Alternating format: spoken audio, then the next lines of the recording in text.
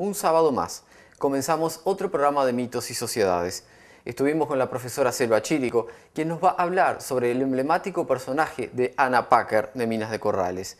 También fuimos hasta la estación central de trenes con el profesor Eduardo Palermo y a su manera nos va a comentar un poco de la historia de este medio de transporte. Así comenzamos un nuevo programa de mitos y sociedades.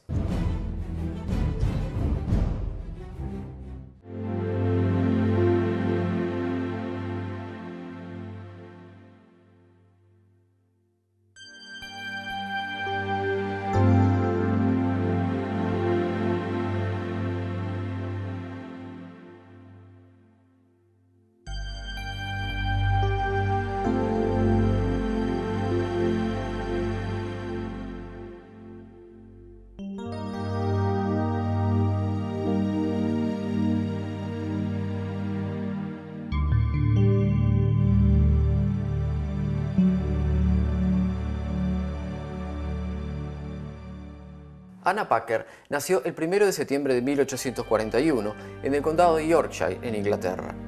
Luego, años más tarde, se forma como enfermera, llegando a ser referencia en el mejor centro universitario de la época por sus conocimientos dentro de la enfermería y además en la obstetricia. Anna Packer era una enfermera, como tú dijiste, formada. Vale decir, había estudiado enfermería, no era una mera cuidadora con cierta habilidad, ¿no? Ella tenía una formación científica y tan competente era que a los 6 meses de haberse recibido o tenido su título en Liverpool, la nombran matron del hospital de Liverpool, que era el mejor centro universitario de la época. O sea, que si ella en 6 meses lograba ser la directora de las enfermeras de ese hospital, debía ser sin dudas una mujer competente por sí misma, sin necesidad de buscarle algún otro mérito. Ella, a través de los documentos, nos demuestra que era una mujer especial. Pero transcurrido cierto lapso en esas funciones, ella viene a recalar en Minas de Corrales. Ahí hacen un equipo fundamental con su esposo, el doctor Davison, porque si bien él es el médico, el que puede recetar, el que puede trabajar sobre el cuerpo de las personas, Anna Packer es la que secunda esa labor y la hace efectiva. Pero va mucho más allá, porque Anna se dedica especialmente a las mujeres. ¿Cuáles eran las mujeres con las que Anna tenía que trabajar? No olviden que era un mundo minero. Florence Nightingale fue una enfermera, una escritora y una estadista británica. Revolucionó la enfermería moderna y fue la pionera, fue la que escribió el primer modelo conceptual de la enfermería. Las escuelas serias de Inglaterra estaban vinculadas al trabajo de Florence Nightingale. Florence fue la que fundó las escuelas, porque hasta entonces las enfermeras se formaban un poco por la práctica, por aprender con otras. Bueno, no, esto era una escuela con todas las de la ley, con personas que enseñaban y personas que aprendían, con personas que se podían recibir y personas que no. Entonces tuvo otro perfil y fue respetadísima la escuela fundada por Florence Nightingale. De hecho, es la base de la enfermería inglesa hasta hoy en día, ¿no? Florence Nightingale estuvo vinculada a la Cruz Roja.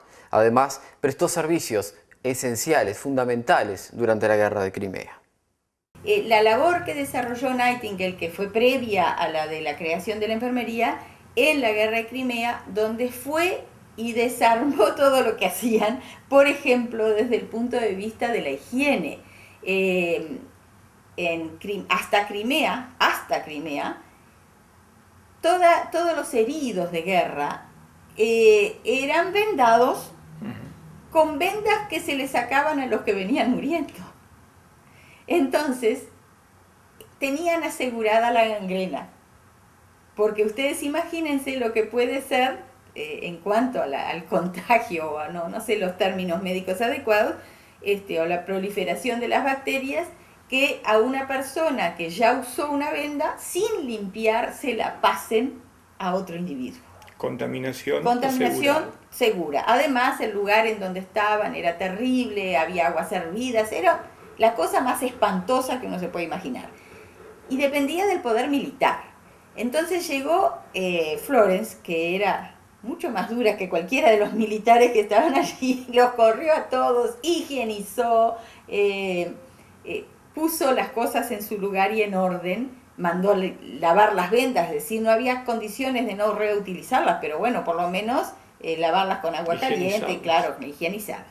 Y no debemos olvidar que en ese contexto poco se dice, pero había una mujer negra proveniente de las colonias inglesas de América, que se llamaba Mary Seacole, que tuvo también una importancia absoluta en la ejecución de este tipo de tareas de higiene y de evitar la proliferación de las enfermedades a través de la contaminación.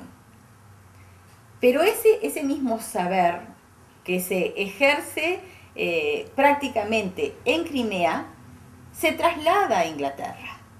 Y hay todo un movimiento en Inglaterra que no se agota en Florence Nightingale, que va más allá de la enfermería en sí y que trata de mejorar las condiciones de vida de los trabajadores, que eran terribles, todos lo sabemos, por la revolución industrial. Bueno, entonces empiezan a hacer leyes que se discuten, y Florence interviene discutiendo con los políticos ingleses de la época, buscando mejorar las condiciones de vida y de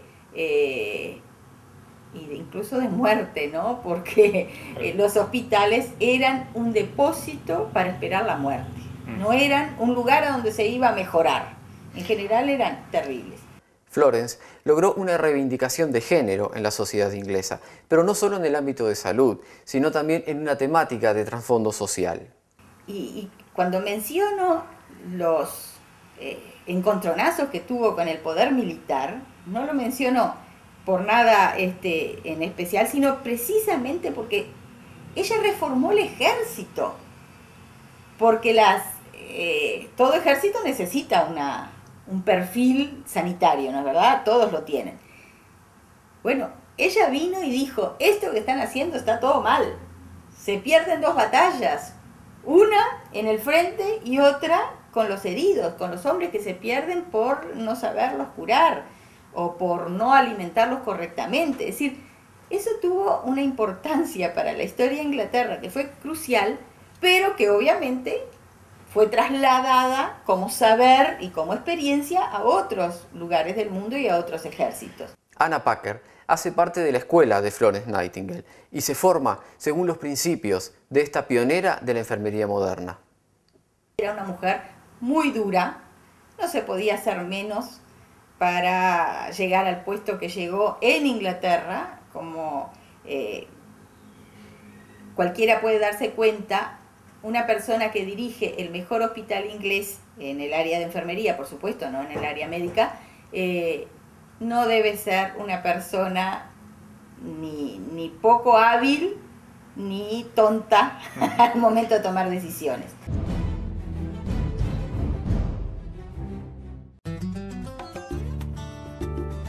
Lo bueno de la vida es que desde el primer día puedes elegir lo mejor para ti y para tus seres queridos. Eligiendo alimentar a tu hijo exclusivamente a pecho durante los primeros 6 meses de vida, estarás eligiendo lo mejor para su salud. Durante el embarazo, realízate todos los controles indicados por tu equipo médico en tiempo y forma. Elige lo mejor para tu salud y la de tus hijos. Elige cuidarte con nosotros. Casmer Femi Rivera, el mejor lugar para cuidar tu salud. Ana tenía creencias religiosas que reforzaban sus características personales. Integraron la sociedad de los amigos, que comúnmente se conocía como los cuáqueros. Es una comunidad religiosa disidente, fundada en Inglaterra por George Fox en el siglo XVII. Aunque ellos mismos se llamaron amigos, el pueblo los llamó cuáqueros o tembladores, debido a que en sus reuniones era común que temblaran durante el silencio. Pero es un temblor interno, casi imperceptible exteriormente. No tienen un credo oficial, sino que tienen muchas creencias diferentes en cada país. A pesar de eso, son considerados una de las iglesias de paz históricas. Desde los inicios del movimiento, muchos cuáqueros manifestaron su intención de encontrar la verdad y de revivir las experiencias del cristianismo primitivo. De esa manera, algunos destacados dirigentes se sintieron guiados por el Espíritu Santo, por las Sagradas Escrituras y más particularmente por una voz o luz interior que les revelaba el camino para encontrar la verdad espiritual. Así entonces, una de las creencias más peculiares del cuáquerismo es esta convicción de que cada persona lleva algo de lo divino dentro de sí. Así, cada persona puede tener un contacto directo con la divinidad, sin necesidad de recurrir a sacerdotes ni a sacramentos. En esta convicción se basa también, en gran parte, la diversidad de creencias particulares que conviven dentro de la comunidad cuáquera mundial, desde las iglesias evangélicas a los amigos tan difundidas en el mundo hispano, hasta las comunidades universalistas. Los cuáqueros, en general, defienden la justicia, la vida sencilla, la honradez estricta y el pacifismo. Cuestionan la religión establecida, evitan la pomposidad y la guía sacerdotal. También sostienen que todas las personas cristianas y por lo tanto las mujeres pueden y deben participar en el ministerio religioso. El culto de los cuáqueros no programados consiste en una reunión silenciosa de más o menos 1 hora, durante la cual toda persona puede ser llamada a ofrecer un mensaje que proviene del Espíritu. Entre los cuáqueros programados, en cambio, también suele haber adoración silenciosa, pero durante menos tiempo, y como parte de un servicio religioso más de estilo protestante. Ella provenía no familiarmente, sino que adopta a través del esposo que tuvo en Inglaterra antes de enviudar, se llamó Robert. Este señor, Robert Carter, le transmite o la convence de la fe cuáquera. Los cuáqueros eran muy especiales, distintos los de Inglaterra a los norteamericanos, que son los que nosotros solemos ver a través de las películas, ¿no? Digo, son los que tenemos como más familiaridad, pero eran diferentes. Pero hay algunos aspectos que a mí me parecen fundamentales. Por ejemplo, los cuáqueros rechazaban la discriminación racial. Y nosotros vemos que Anna Packer se rodeó de afrodescendientes en Minas de Corrales. Y todos la querían mucho. Así que evidentemente ese perfil de su praxis era coherente con su ideología. No pisaba la iglesia, pero además, como una de las misiones éticas de la vida de un cuáquero estaba el servir a la humanidad. Y eso lo hizo clarísimamente Anna Packer, ¿no? No se sabe cuáles fueron los motivos de la llegada de Anna Packer a Minas de Corrales. Tal vez haya sido la relación que mantenía con el Dr. Davison, quien había sido contratado por las empresas mineras que explotaban la región. Entonces, Anna tuvo que lidiar con todo ese mundo, que era muy rico, pero también era muy dispar, muy heterogéneo. Sin embargo, ella logró insertarse en esa sociedad con habilidad, con esmero, y logró ser la mujer apreciada por la totalidad del conjunto. Yo tengo una carta de Davison donde le preguntan por Anna y él dice, está en Cuñapirú ayudando al parto de la mujer de un gerente. Es decir, la élite corralense de ese momento. Pero también tenemos múltiples ejemplos de personas de la condición económica y social menos favorecida que estaban bajo el cuidado de Anna Packer. Se han perdido prácticamente las 2 propiedades que tenía el Dr. Davison junto a Anna Packer. Una de las casas justamente había sido donada por el pueblo de Minas de Corrales. Ambos compartían la vida, ambos vivían en base a normas éticas estrictas.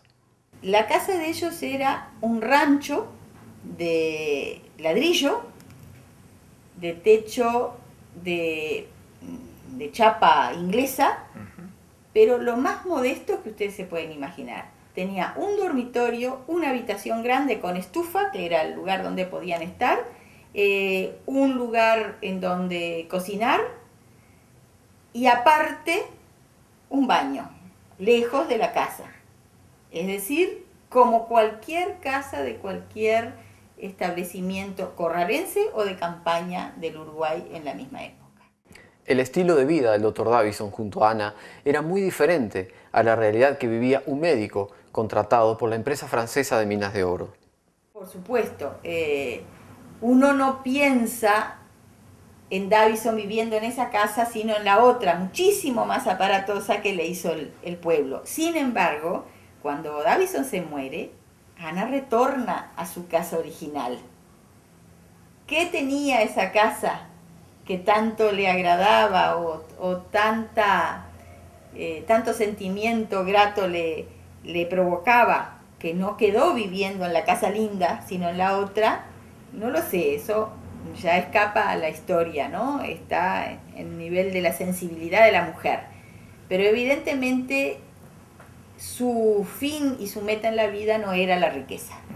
En 1897, en pleno levantamiento armado del Ejército Nacionalista, la Cruz Roja, preocupada ante la proximidad de la batalla de Cerros Blancos, se comunica con Anna Packer preguntándole qué puede necesitar en caso de atender enfermos, lo cual ella responde enérgicamente y muy segura de sí misma que tiene lo necesario. Pero sobre todo es importante destacar que ella sabía qué necesitaba para ejercer la función y para montar el hospital de sangre que se hizo donde hoy es la Plaza de Deportes de Minas de Corrales. En esas inmediaciones, en una habitación más o menos grande. Los heridos se trajeron y hay un relato en las memorias de la Cruz Roja de ese momento que es sumamente interesante, porque los heridos se mantuvieron en Minas de Corrales mientras fue posible y luego los trasladan, que había que llevarlos hasta el tren en Paso del Cerro y después hacia Montevideo, y los llevaron a hospitales montevideanos. Los sobrevivientes, obviamente, los demás quedaron en el cementerio de ellos.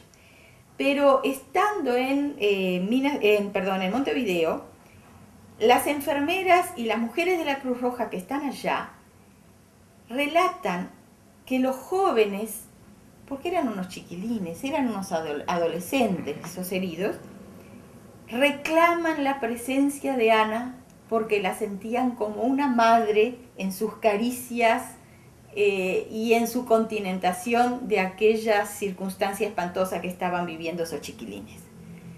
Eso dice muchísimo de una profesional. No era aquella mujer fría, capaz de curar la herida y a otra cosa. No, ella se mantuvo a su lado, les dio cariño.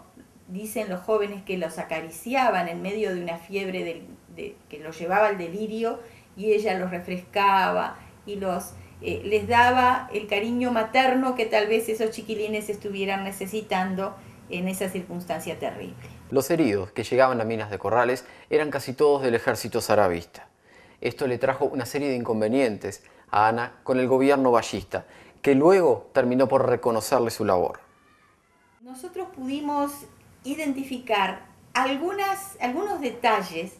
Por ejemplo, una de las mujeres que convivió con ella y que ya viejita pudimos entrevistar con Melita, decía: hay que darle aire al pulmón. Es decir, había que ventilar la casa. Y eso es un saber del siglo XIX, previo a la penicilina, por ejemplo, cuando la tuberculosis era una enfermedad terrible. Se llegó a hablar de la enfermedad del siglo, ¿no? Y ella enseñaba cómo condiciones de higiene ambientales y condiciones de higiene en el sentido de la alimentación también. Esos saberes fueron transmitidos, de alguna manera llegaron hasta el siglo XX, pero a fines del siglo XX. Entonces nos pareció que Ana todavía seguía vigente. Pero además hay toda una cultura de las labores de aguja, del crochet, de la pintura en tela, de los tejidos, que fueron enseñanzas de Ana Packer. El ñandutí, por ejemplo, que es una especialidad que aprendieron las indias paraguayas y después se multiplicó por América, era un saber evolucionado de lo que Ana enseñaba, que era la labor del crochet europeo. Pero un detalle de una mujer que vivió con Ana Packer a mí me pareció fantástico. Ella estaba relatando cómo había aprendido a hacer labores de aguja. Y decía que había aprendido en las revistas que Anna Packer les proporcionaba y que traía de Europa. Y esa mujer, que no tenía más que, no sé si tenía escuela primaria, pero sabía apenas leer y escribir básicamente en idioma español, decía: a las revistas inglesas las leía sin problema. Cuando me daba revistas francesas tenía un poco más de dificultad.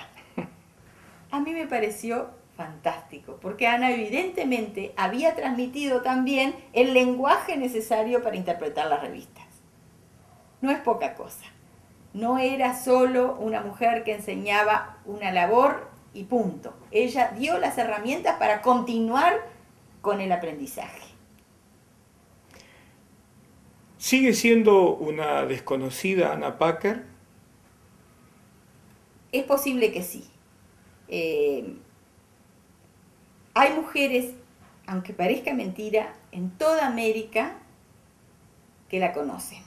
A la inauguración del nombre de su hospital, es decir, del área de emergencia y del nombre del hospital como Anna Packer, nos llegaron felicitaciones de toda América. Y cuando digo toda América, no estoy exagerando, lo digo así. Hace 2 días me escribió una mujer enfermera de Asturias reclamando porque no hemos profundizado algo más con Anna Packer. Desde México, tú lo has visto y yo sabía de otras manifestaciones, se la toma como una mujer importante. Todavía falta que el Uruguay la reconozca lo debido. En Minas de Corrales se la recuerda con mucha amabilidad y dedicación a sus labores, hasta que en 1920, sus últimos años de vida, estaba muy arrugada y su lenguaje gozaba de imperfecciones. Estas imperfecciones hacían parte de su personalidad. Vivió 39 años junto al Dr. Davison, compartiendo trabajo y lucha, falleciendo el 5 de junio de 1930, con 88 años de edad.